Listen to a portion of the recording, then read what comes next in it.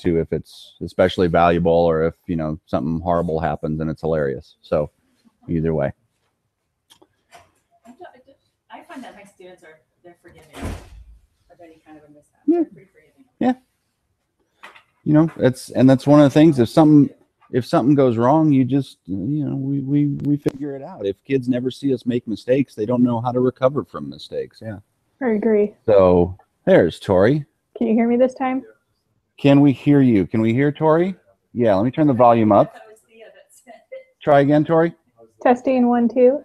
That's better. That's good. Yeah, we can hear you. Long time no see. All right. And there's Sandra coming in. Excellent.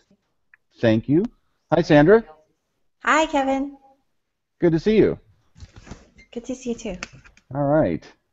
And there may be one other person joining us, and then Scott Bedley, I believe, is going to join us in probably about 15 or 20 minutes. But in any case, thank you for taking the time to talk with us. I've got a room full of teachers here, many of whom are just getting started on social networks, professional networks. Some of them have been doing it for a little bit longer than others, but most of them are kind of new to it. So there, everybody wave. Everybody wave. Okay, good.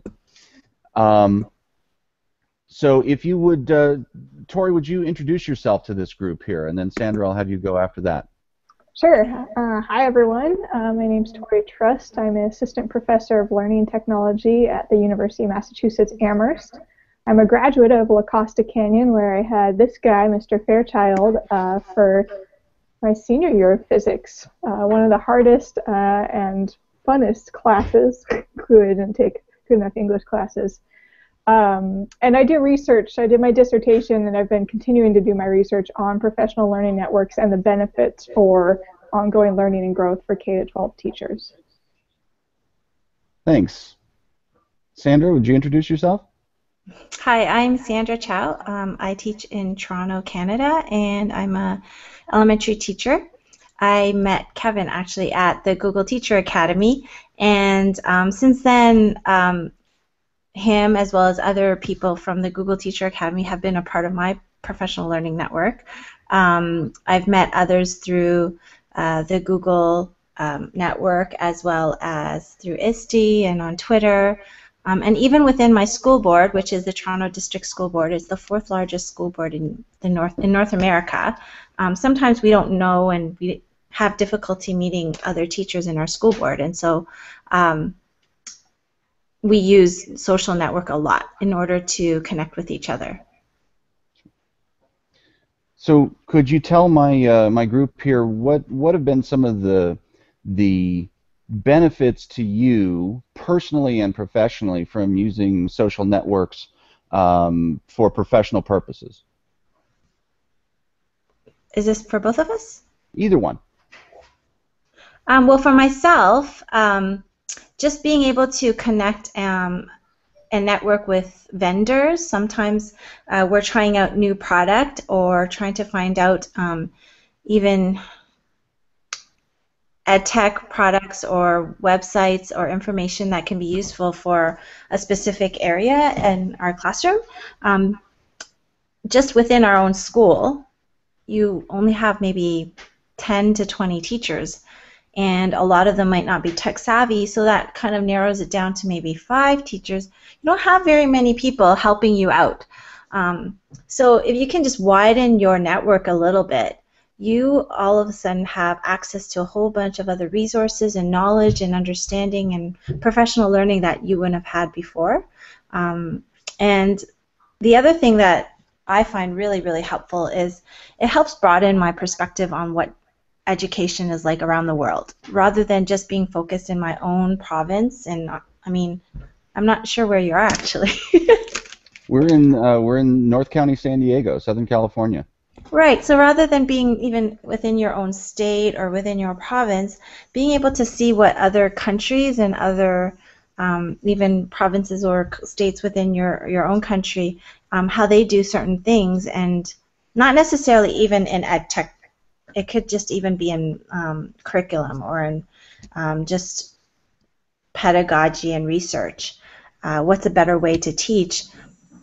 Broadening that perspective helps you to be a better teacher, and there's always that growth mindset. You have to have that growth mindset that what you're doing is not necessarily always going to be the best.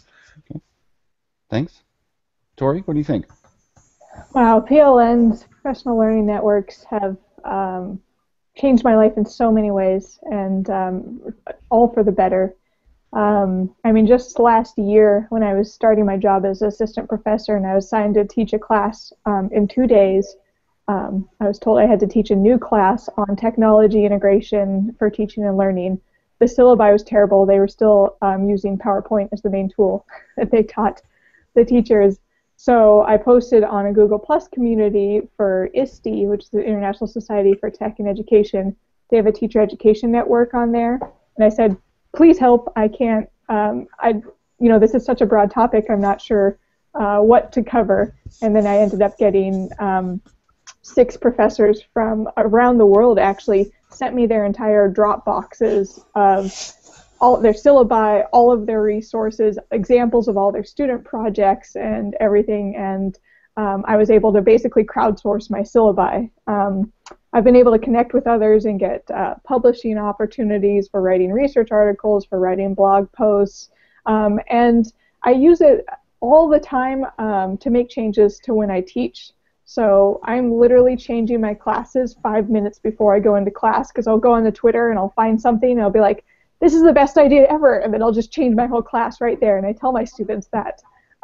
So I'm constantly finding new ideas, staying out on the edge for research and teaching. A lot of people at the university now come to me for ideas for teaching and learning with technology, and it's all thanks to what I've learned through my PLN. So it definitely has immense benefits. And Tori, your research towards your PhD was about the effects of PLNs on K-12 teachers, wasn't it?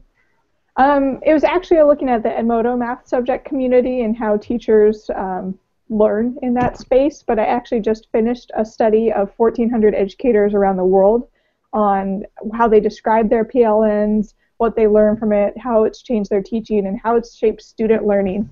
And I found that 95% of the respondents have made changes to their teaching as a result of what they've learned to their PLN, and then the vast majority have seen changes in student learning.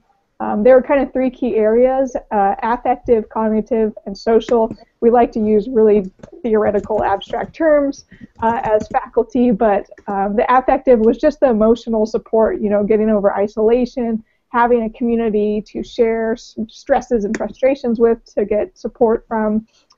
Social was just having diverse perspectives, as Sandra mentioned, reaching out beyond your local state to learn what's going on around the world, learning from others. When you talk about distributed cognition, it's the idea that no one individual can hold all the knowledge in the field, but when you get a group of people together, you are much stronger in terms of what you know, so that's the basis for that idea. And then cognitive was the new teaching strategies, ideas, resources, new teaching philosophies, ways of thinking about teaching, because once you get out there and see all of the incredible things that other teachers are doing, then you start to think about and reflect, okay, what am I doing in my classroom? How can I do this better? Or I really like this idea, or maybe what I'm doing is great already and I actually need to share it out and inspire others. So there's just a lot of incredible benefits that we've learned from this study on teachers around the world. Great. Thanks. Sandra, what grade level, age level do you teach? I teach elementary, so I teach anything from K to 6, but most recently in the junior grade, so 4, 5, 6. Okay.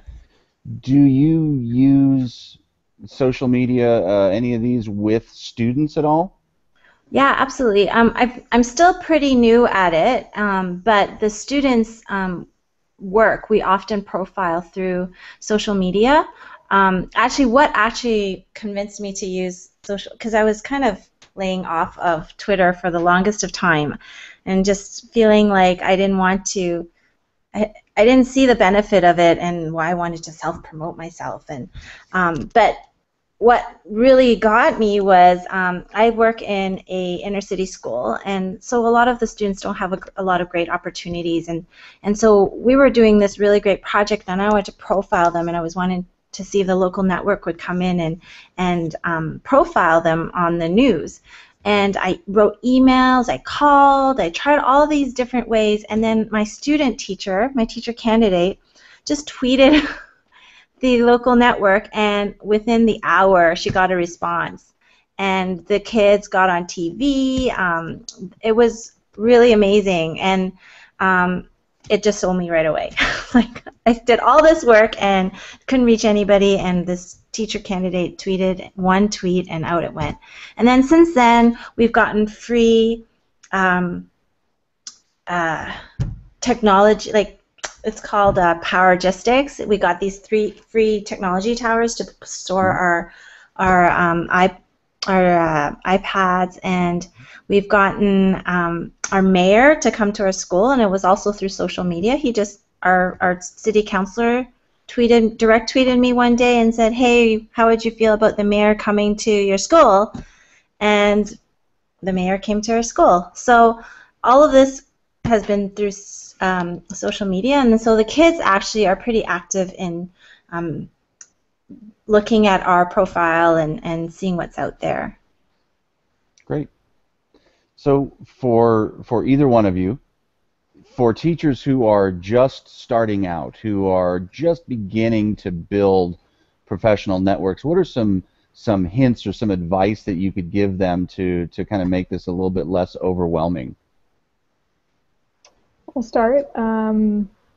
It's definitely overwhelming, to say the least. Twitter, I've seen a lot of teachers who just stop building a PLN altogether because Twitter, you go on, you follow a few people, you follow a few hashtags, and then within a minute there's like 1,000 new tweets. And you feel like you have to read absolutely all of the tweets and keep up with everything. So first and foremost, start small. Pick one tool, maybe start with Twitter, or start with RSS Reader to follow a few blogs. And then as you go through, you'll start learning about other resources, and then you can start expanding. I also set time put time on my calendar to go through my blogs, my Twitter feed. So, Sunday afternoons from like 4 to 4:30 or something like that. That's when I know it's on my calendar, so I don't have to stress about getting to it. But then I only have a half hour. So I get to whatever I get to in a half hour, which is really important to say. It's okay when I go to my Feedly, which is aggregates blogs, and I see that I have like 1,500 unread posts. That can deter a lot of people, and then you just want to give up. But I just say, it's okay. I'm going to go through the last 10 to 15 posts a day because that's all I have time for. So definitely starting small, putting a reminder on your calendar, and then just doing it when you have time, but not feeling like you have to go in all the time, unless you want to, because it can be really fun and exciting. But those are my tips for getting started. And for myself, I agree. Just start small and pick a few items. So I like Flipboard. That's an app on my iPhone that I use. So for me, I use it as my go-to source, just even for current events. What's the latest news? So rather than reading newspaper, I often just read either the Flipboard or read Twitter and what are the latest trends to see kind of what's going on in the world. And so when I first started, I was more just a spider on the wall and just watching, as opposed to doing any tweets myself. I was just reading. And actually, when we had the big ice storm here in Toronto, it was the fastest source of information and news on what was going on next, whether we were going to get power in our area because we were out for 7 days. So I started with something very simple, just reading. And then after a while, a friend told me that he uses Twitter to actually bookmark things that he found were thoughtful and important to him. So rather than using Evernote or other kind of more personal kind of products where you're kind of bringing everything to your own device, he actually just publicly bookmarked it by either retweeting or putting a star on it. And then that kind of started me off too. So as I read an article that I thought was really interesting on Twitter, I would just retweet it, and that was my way of bookmarking. And so every time I want to go back and find an article again, I would just go back to my Twitter feed, because I can just go back in time or search it, and or my stars, use those to see where the article was and come back to it and refer to it again. And I still do that now. When there's a picture, I remember a person did a sketch note and I wanted to use that in a presentation or show it to the students. That's what I would do. Or I sometimes retweeted something that I thought was relevant to a colleague, and would bookmark it, but then tag my colleague's Twitter handle on it so that they would also get access to it. So I started with things like that. Oh yeah,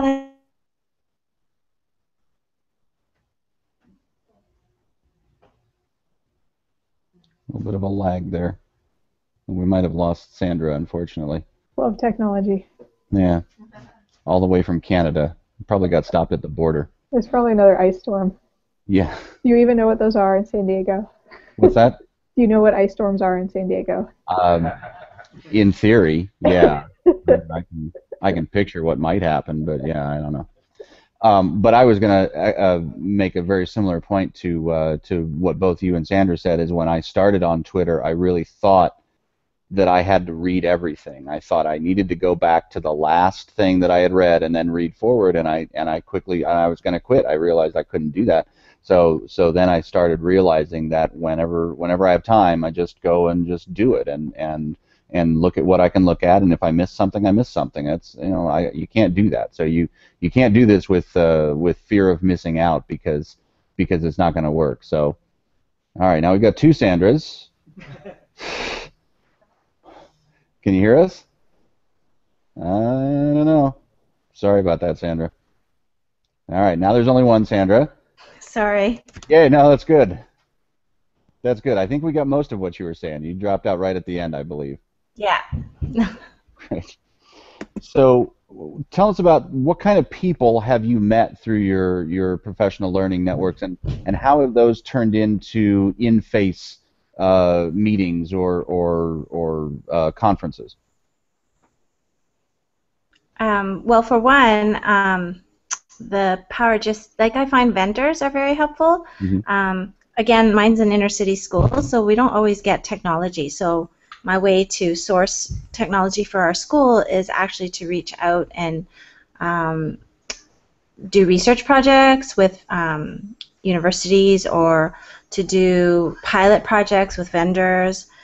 Sometimes even giving input to vendors on how they can improve on their product. So for example, I'm actually meeting up with another vendor pretty soon, talking about the possibility of creating a project-based learning platform. And so I'm pretty excited about that, because we do a lot of project-based learning, but there's not necessarily any kind of platform to congregate ideas for students, and so kind of giving input to that could not only improve my practice in thinking about project-based learning, but also help some other people in the future if this product ends up being good. So the vendors that we use, the products that we use in our district, Blackboard, Edgenuity, Illuminate, they are all very active on Twitter and other social media, and as Sandra was saying earlier, a lot of times they're more responsive on Twitter than they are on the phone or by email or anything. Yeah.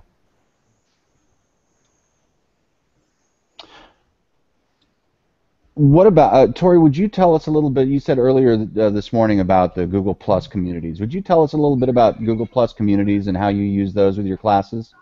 Yeah, so I teach classes of mostly graduate students, but I do have some undergraduates on teaching and learning of technology, ed web design, all the fun classes. It's fun for me. But I have a Google Plus community for each class that I set up, which is kind of like, it's almost like a Facebook group.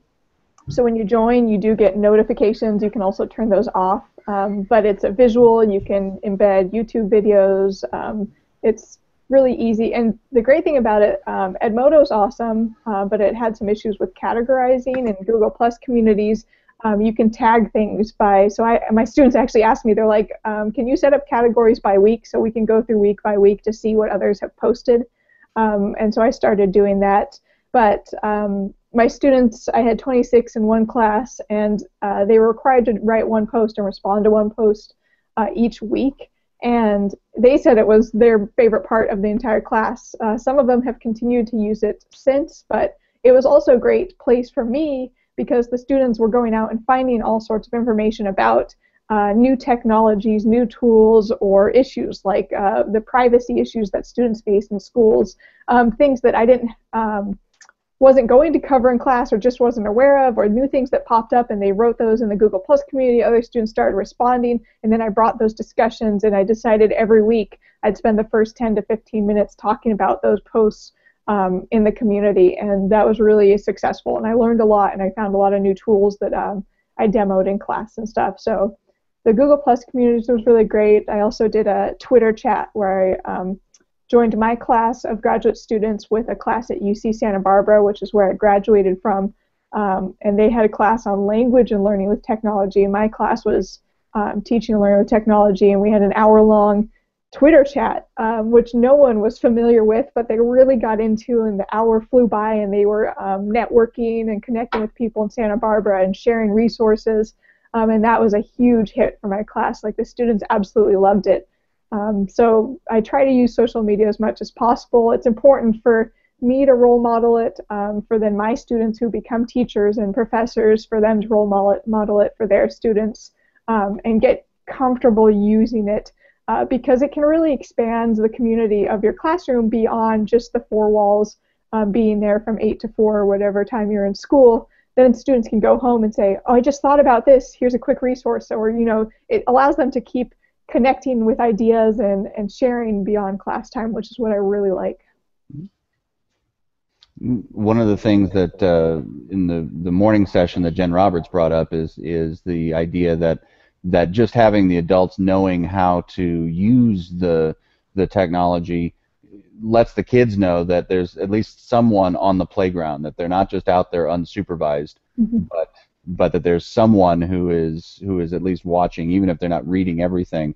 And I think that's an important point for us to know, is that our kids are using this, and even if we're not going to use it with them, we should at least have a little bit of oversight. So I thought that was an interesting point that she made. I actually watched a movie last night that I thought really iterates that a lot. If any of you watched the movie Chef? Yeah, a few. Yeah, it's really great, but just the son in the movie is the son of the chef, and he's using Twitter and using Vine, and he's using all these other social media networks in order to promote his dad's cooking in his restaurant, and it's actually really, really great. Like,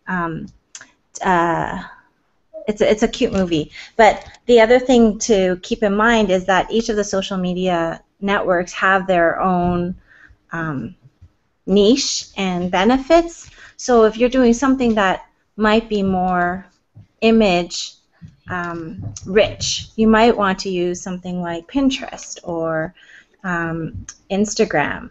But if you're using something that just requires a kind of a short, you want to broadcast it to the public, then Twitter might be a good means.